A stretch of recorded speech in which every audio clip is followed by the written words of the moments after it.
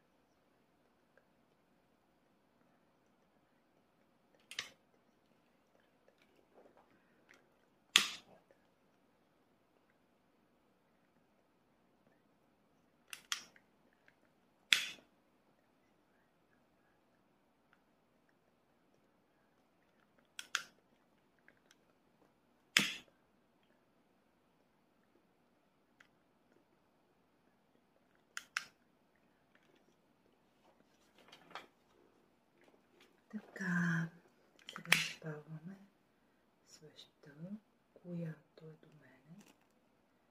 Тя е с древни символи, които му предпазват, мене ме пазят тези древни символи, за да може да не идва при мене лошото, което в момента ще излея тук.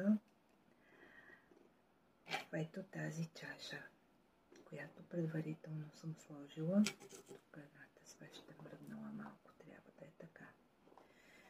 И така започвам да наливам бавно, да казвам още думички.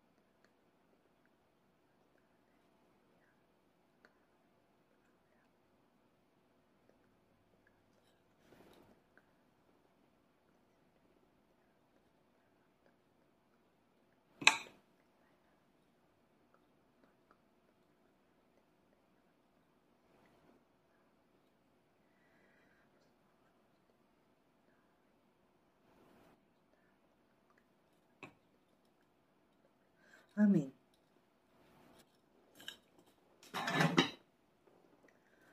Малко ще загаса тук, за да бъде по-красиво, повече да виждате как са нещата. Това, което сипах тук, е чисто мляко, което мляко ще поеме цялата негативна енергия. Около него съм сложила кафе, защото кафето с своя аромат също предпазва и пречиства. Всичко около мене пречиства. Ами това е за сега. Показах ви част от ритуал, който ще продължа нататък сама. На вас ви желая прекрасна вечер, прекрасни моменти, да бъдете благословени, да бъдете щастливи и дано да ви е харесал този ритуал. Желая ви всичко най-добро. С вас беше Мак Розали. Телефона за връзка с мене 0878 313 005.